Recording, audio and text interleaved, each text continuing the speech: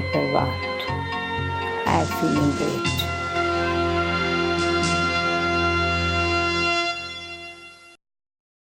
Hello friends, welcome to Godlywood Studio and to Light of Knowledge.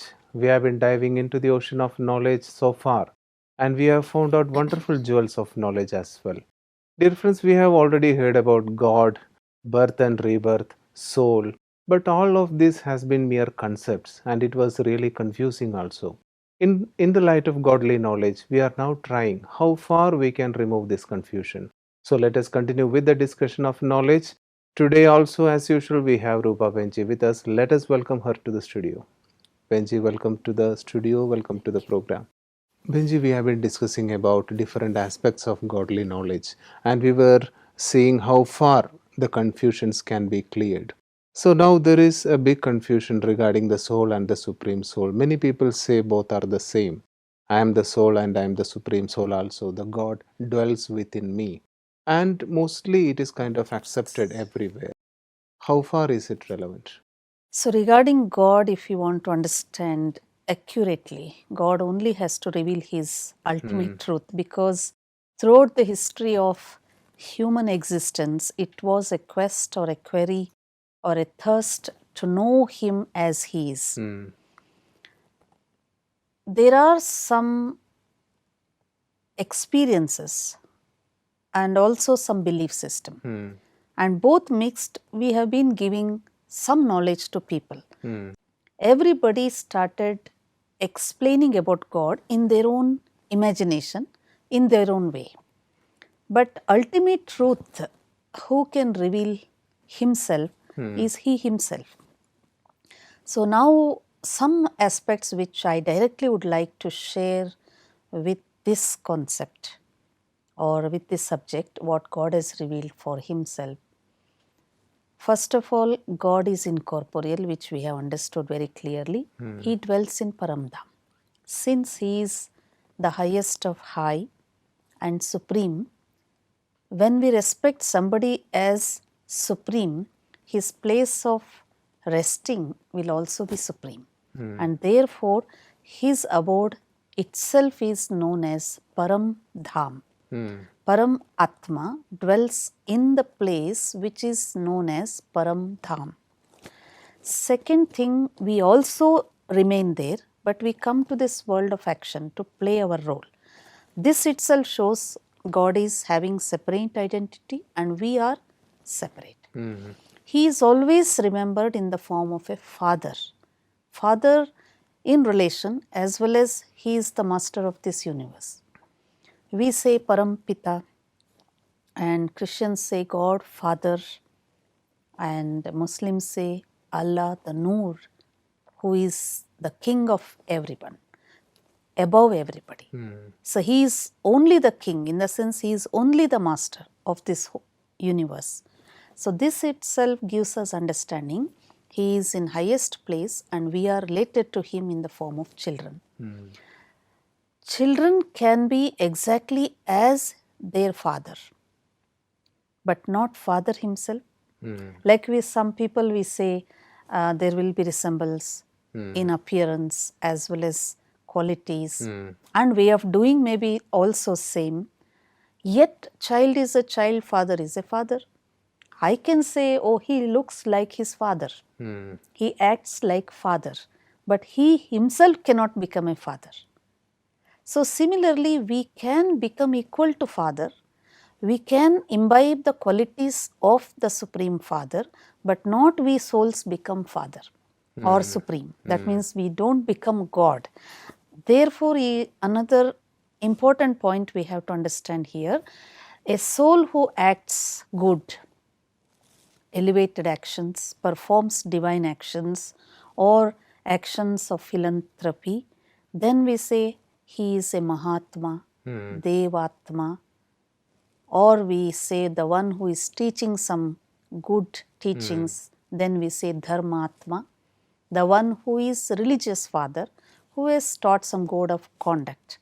But never we say he has done such a karma, he is becoming Paramatma, he has become Paramatma. No, Paramatma's identity is something unique. He is always there, he was there, he is there, he will be there. But we, with his contact, we can become Devatmas, Dharmatmas, like that. Benji, sorry to contradict you, because there has been a school of thought which usually is called the Advaita or the Monism. And as such, there are two different paths. One is the Dvaita and the Advaita. For some or other reason, those who follow the Advaita feels that all these things you talked about, like the father and child relationship, these are all really silly, and we don't need to compare with God as in these kind of relationships. They feel that both are one. Soul and Supreme Soul is one, is a quite mature way of thinking. So, how can we explain this in the light of that aspect? There are symbols, no doubt in it. In that way, we can say we are one. If your quality is same with somebody's, you have good relation with your friend, close relation with your friend, there is choices are same, belief is same, qualities are same, we say we are one. But still, when we say we, the word we itself gives the understanding there are two but acting one. Right? Similarly, we souls having the same similarities with God. In form, he is point of light, I am soul, point of light. Abode, he is dwelling in the Paramdham, we souls are also dwells in Paramdham. And he is ocean of love, ocean of peace, ocean of knowledge, ocean of bliss, ocean of all qualities. Being the child of Supreme, I also am master ocean of knowledge. I can become master ocean of love. So similarities are there. Still, the identity position is different.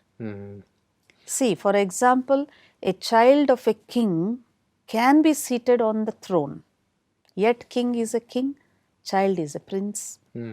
So, the master of this universe, God, is our father. In that relation, we can take all qualities from him and experience, yet he is a father and we are children. I think, Benji, this is all about practice.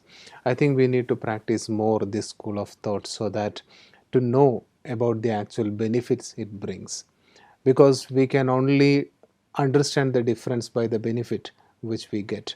So I think we need to practice what you call the soul conscious and God conscious and feel how far it is relevant as to our day-to-day activities. See, the soul comes under the cyclic change, which God doesn't.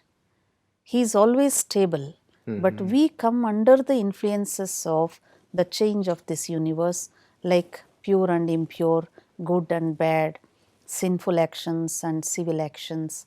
So, we come with full and lose in course of time when we act and relate ourselves with others. As a battery, it is fully charged. In course of time, as we use it, discharges. A discharged battery cannot be charged with connection of another battery. It has to be connected with the source. Like that, we souls, when we are full, it is like equal to God, but not God himself. This is very clear understanding we should have. So when we come to this world of action, we enjoy when we are having full purity and peace, and in course of time when we lose with the law of diminishing, then we get discharged. Now is the point, who can again give us the energy to charge my battery? I think, Benji, that is quite reasonable, because even when I feel good, when I listen to someone saying you are God, but still I know that I am in a myriad of problems which I have to face every day. So these two things are quite contradictory, even if I feel that I am God. If you feel you are God, godliness should be visible. The thing which is existing, it spreads its quality around.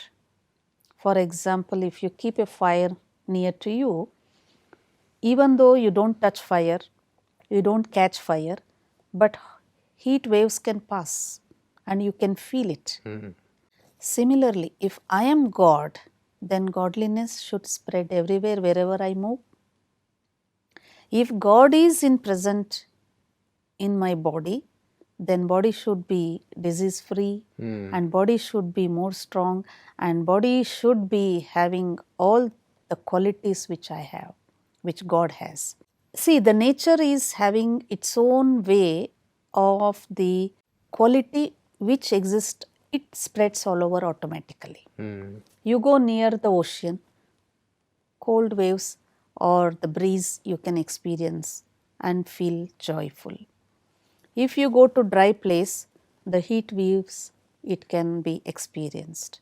So when nature can transmit its quality, if we say I am God, God is everywhere, God is in you also, in me also, then what is that spreading in our society today?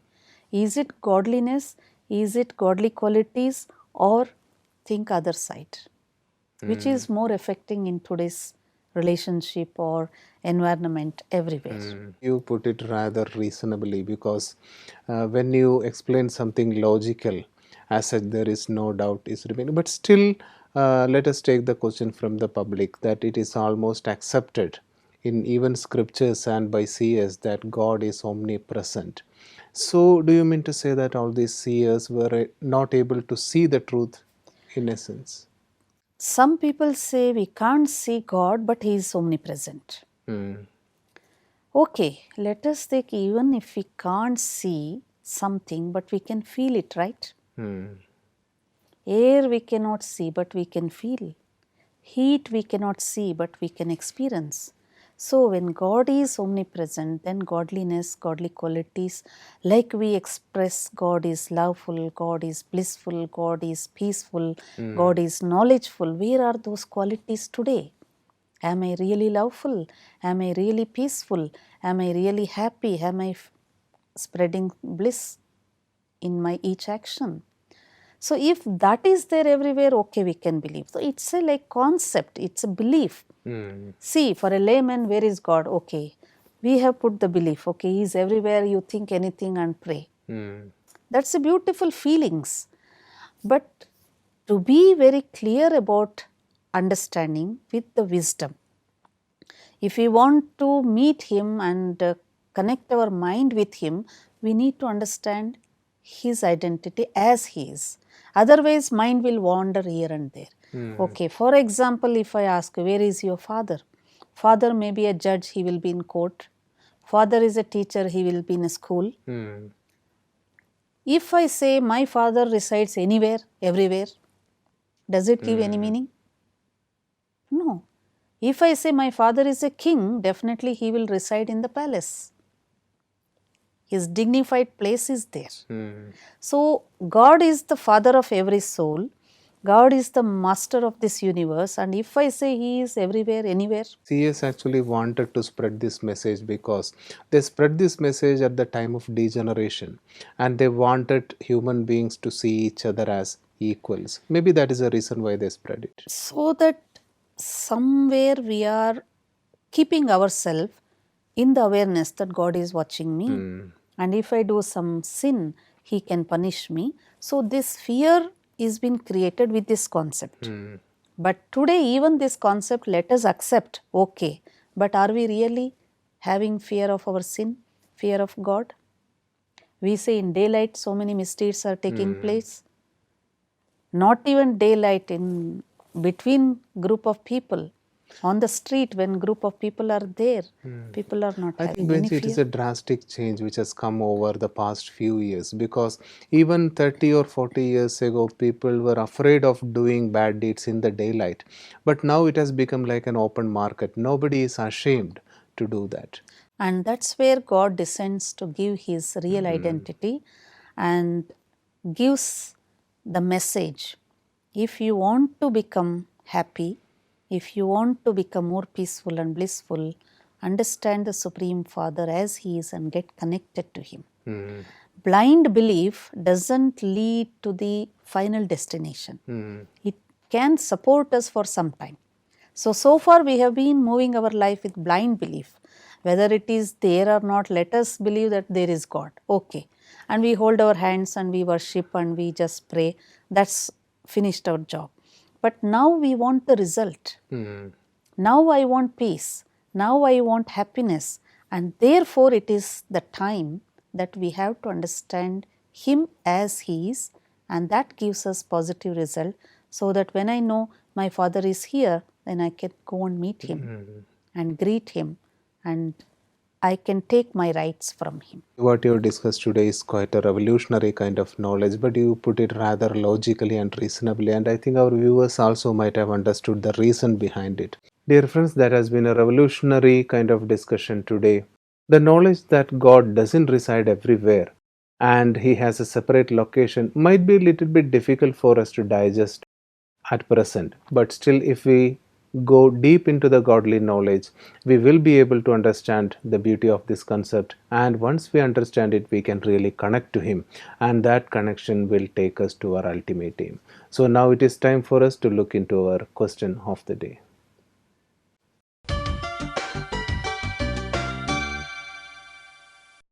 Namaskar, myself Rizananda and I am from Orissa and I am a student of BSc Agriculture. I have a question.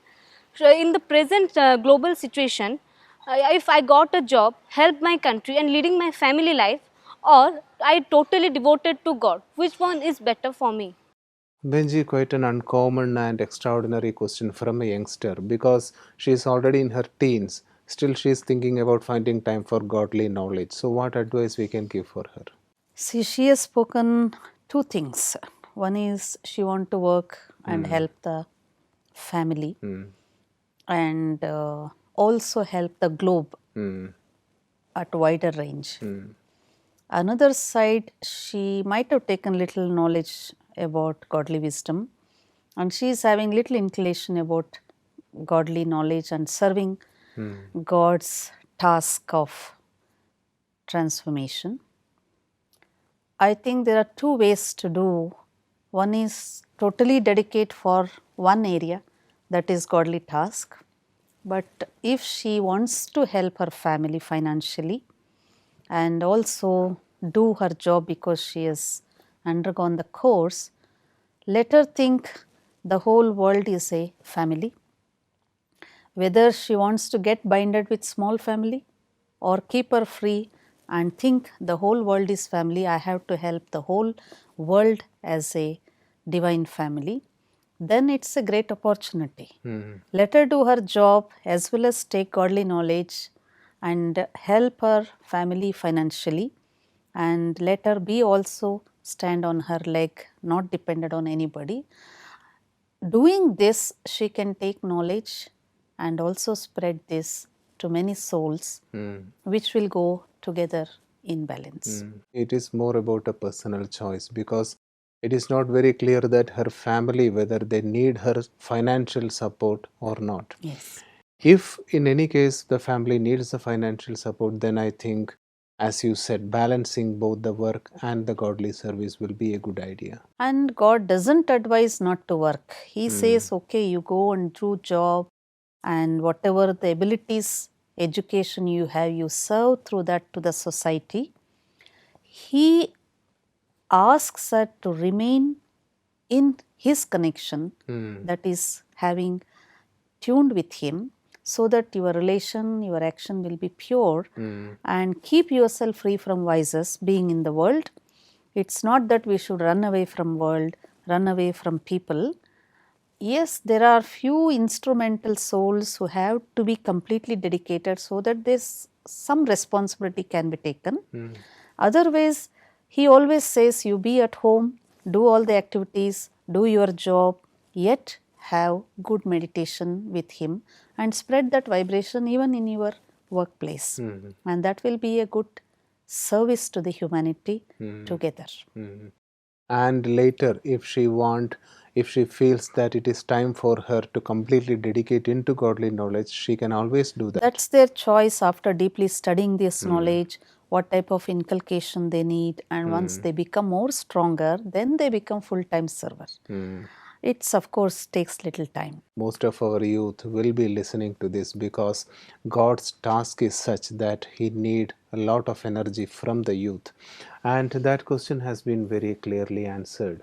As for the present, it is advised that she can take the knowledge and she can continue with her studies, do a job, and support her family. When the right time comes, definitely a decision can be taken as to whether to completely devote into the godly knowledge. So now, dear friends, let us move to the last portion of our episode, that is the attitude, virtue and contemplation part.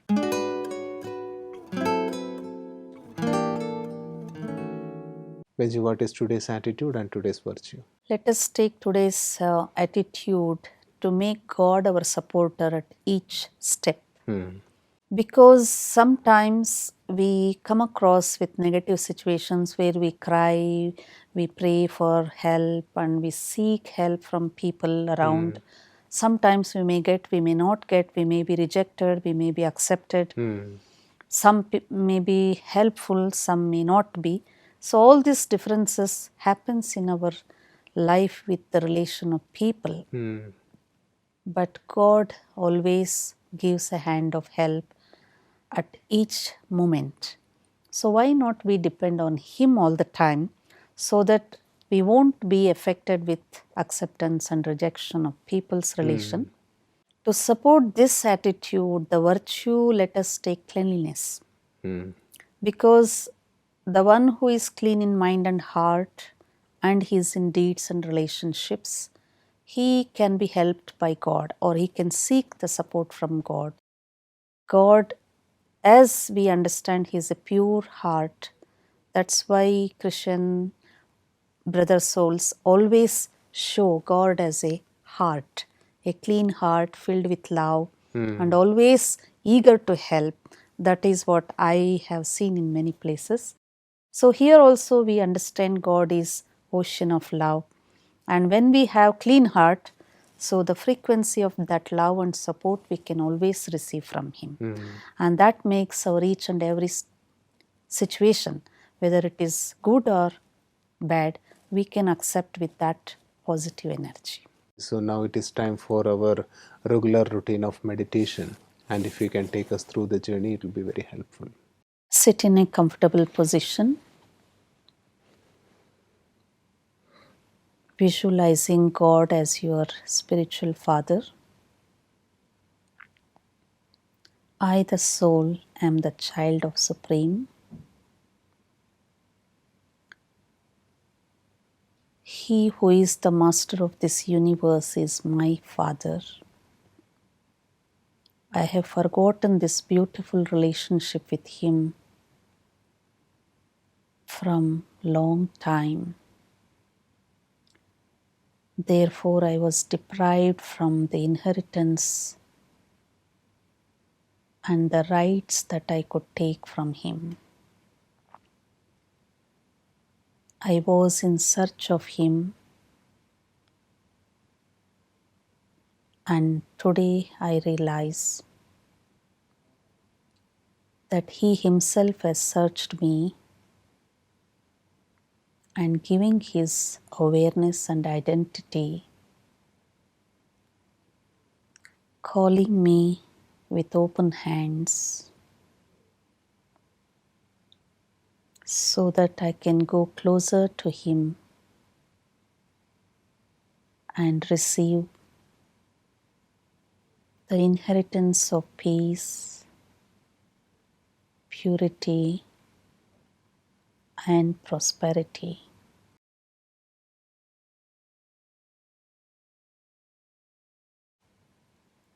Father, who is the creator of new world, the golden age,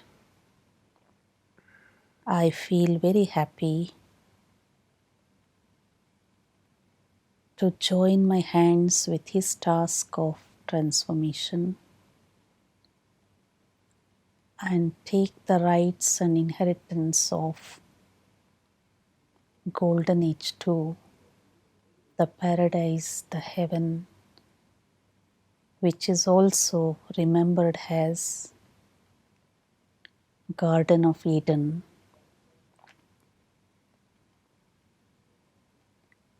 That world is perfect, and that is made for the pure souls, the divine souls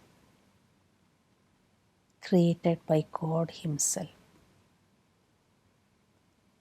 I prepare myself to enter into that golden age by imbibing the godly qualities, by remembering my father and imbibing his knowledge, he is imparting to all souls right now. Om Shanti. Behenji, thanks as usual for the daily discussion which you give so beautifully, and of course for the meditation. Thank you very much. Thank you. So friends, we are winding it up for today. It has been a wonderful journey as usual. Keep on with the practice and find for yourself how far it is going to solve our day-to-day problems. Continue with this journey and let us see how far it will take us. And any queries, any suggestion, please feel free to write to us, email us, or call us on our number. Until we meet in the next episode with another interesting topic, it is a goodbye from all of us in the studio.